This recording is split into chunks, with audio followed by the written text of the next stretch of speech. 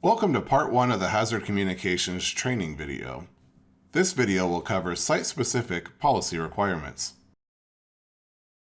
In an effort to protect employees from potentially hazardous material exposure due to chemical compounds, OSHA and Cal OSHA established the Hazard Communications Standard. The standard establishes guidelines for sites to produce a written program that address the following: safety data sheets, chemical inventory, purchasing, container labeling, employee training, personal protective equipment, emergency response, hazards of non-routine tasks, informing of other employers, and posting. To find responsibilities by position, please refer to the Responsibilities handout from your safety representative. Site-specific policy requirements. The Hazard Communications Standard requires all manufacturers, distributors, and suppliers of potentially hazardous materials or chemicals to supply customers a copy of a Safety Data Sheet, or SDS. This is information on how to safely handle potentially hazardous materials. Chemical inventory. A chemical inventory will be kept on file illustrating the potentially hazardous chemicals used for each site. The chemical inventory list will be kept in the front of the SDS book. Purchasing. Potentially hazardous materials brought into the workplace need to be accompanied by a SDS if one is not already in the file. It is the responsibility of the person purchasing the material to see that the proper SDS is delivered with the material.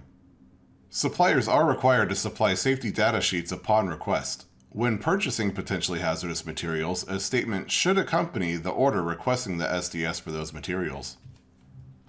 Container labeling. To avoid accidental exposure to hazardous materials being placed in unmarked or mismarked containers, containers will be properly marked.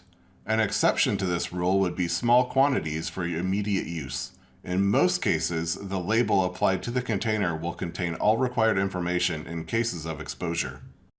Unmarked containers should not be left unattended. Potentially hazardous materials should be returned to the properly labeled containers for storage.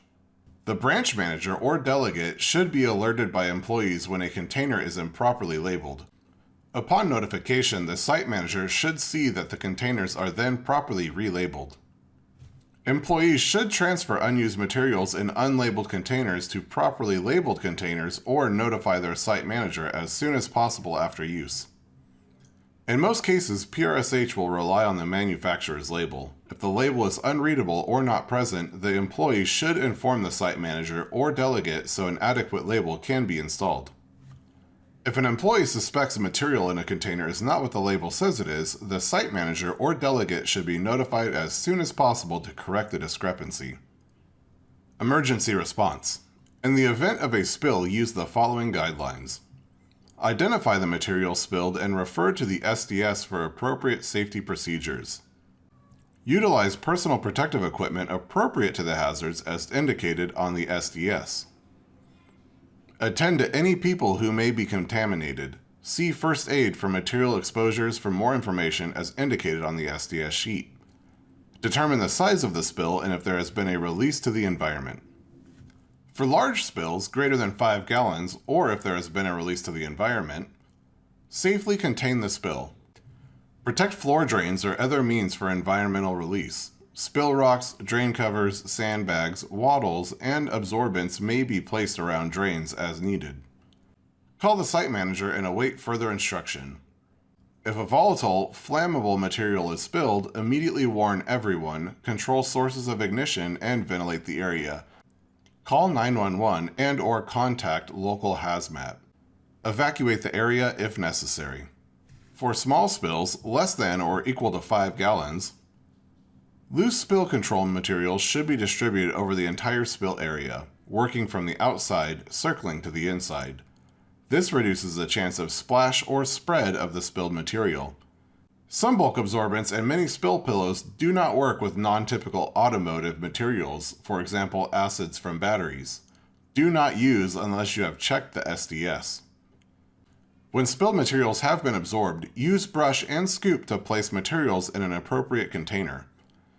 Complete a hazardous waste sticker identifying the material as spill debris involving XYZ material and affix onto the container.